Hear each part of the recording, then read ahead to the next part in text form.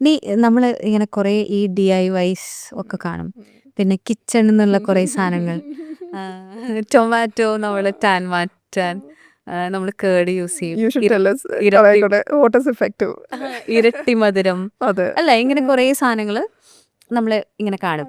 മഞ്ഞൾ ഉള്ള കുറേ സാധനങ്ങള്. പിന്നെ പാല്, പഞ്ചസാര, അരിപ്പൊടി, കിച്ചണിലെ മിക്കവാറും സാധനങ്ങളെല്ലാം നമ്മൾ യൂസ് ചെയ്യുകയും എല്ലാം ട്രൈ ചെയ്തിട്ടുമുണ്ട്. ട്രൈ ചെയ്തിട്ടുണ്ട്. ചിലത് വർക്ക് ആയിട്ടുണ്ട്. Of course. ഇതിനെ കുറിച്ച് പൊതുവേ ഉള്ളൊരു അഭിപ്രായം എന്താണ്? ഹോം റെമഡീസ് സത്യം പറഞ്ഞാൽ ഞാൻ പറയാറില്ല, റെക്കമെൻഡ് ചെയ്യാറില്ല. Why? Because skin is different. So far എനിക്ക് പ്രശ്നങ്ങളൊന്നും കാണാത്ത കുറച്ച് ഇൻഗ്രീഡിയൻസ് പറഞ്ഞാൽ യോഗേർട്ട്. ആ. അത് യൂസ് ചെയ്തിട്ട് ആരും അങ്ങനെ വലിയ പ്രശ്നങ്ങളൊന്നും പ്രശ്നം പറഞ്ഞിട്ടില്ല. പറഞ്ഞില്ല. പിന്നെ അതുപോലെ ഹണി.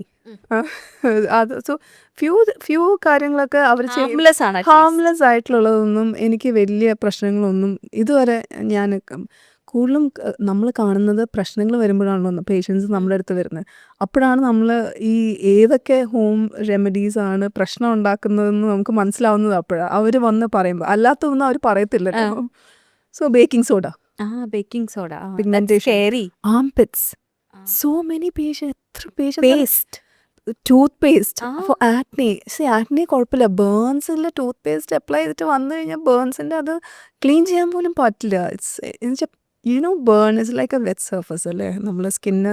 സോ ബേണിൻ്റെ ഓഫ് കോഴ്സ് ഡെപ്ത് അനുസരിച്ചിട്ടാണെങ്കിൽ നമ്മൾ ആ ടൂത്ത് പേസ്റ്റ് അപ്ലൈ ചെയ്യുമ്പോൾ ഉണ്ടാവുന്ന, പിന്നെ റൈസ് പൗഡർ ഇട്ട്, ടീ ഇട്ട്, കോഫി, പിന്നെ ലെമൺ, കോഫി പൗഡർ, ആൻഡ് നമ്മുടെ ലൈം ഇട്ട് മിക്സ് ചെയ്ത് അപ്ലൈ ചെയ്യുമ്പോഴൊക്കെ അങ്ങനെയൊക്കെയുള്ള സമയത്ത് ആവശ്യത്തിന് ഇറിറ്റേഷൻ കണ്ടിട്ടുണ്ട്. സ്പെഷ്യലി നെക്കിൽ, ആംപിറ്റ്സിലൊക്കെ അപ്ലൈ ചെയ്യുമ്പോൾ ഒക്കെ കോമൺലി വരുന്ന ഒരു. പിന്നെ നെക്കിലൊക്കെ അപ്ലൈ ചെയ്തിട്ട് നമുക്ക് കൂടുതൽ പേഷ്യൻസ് നെക്ക്, ആംപിറ്റ്സ്, പിന്നെ ചീക്സ്, ഇതൊക്കെയാണ് കോമൺ. പിന്നെ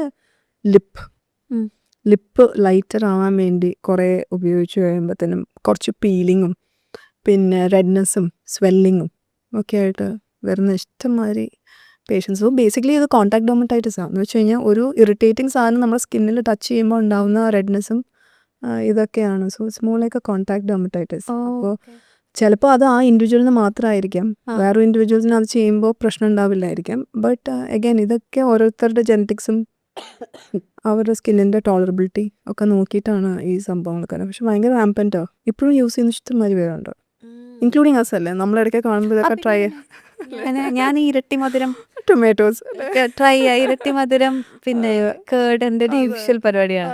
പക്ഷെ എനിക്കിതുവരെ പ്രശ്നം ഉണ്ടായിട്ടില്ല. ഹാംലെസ് തിങ്സ് ആ ഓക്കെ.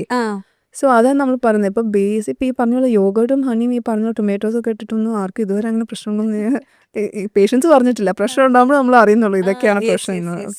പക്ഷെ എന്തായാലും ഈ ബേക്കിംഗ് സോഡ പേസ്റ്റ് പോലത്തെ സാധനം കേൾക്കുമ്പോൾ തന്നെ I never thought of trying it because I felt ഭയങ്കര സ്കെയറി ആണല്ലോ ഇത് എന്ന് തോന്നിയിട്ടുണ്ട്. അപ്പം അങ്ങനത്തെ സാധനങ്ങൾ പരീക്ഷിക്കാതിരിക്കുക എന്നുള്ളത്. പരീക്ഷിക്കുവാണെങ്കിൽ ഒരു അടുത്ത ഡോക്ടർ ഉണ്ടോ നോക്കിയിട്ട് പരീക്ഷിക്കുക.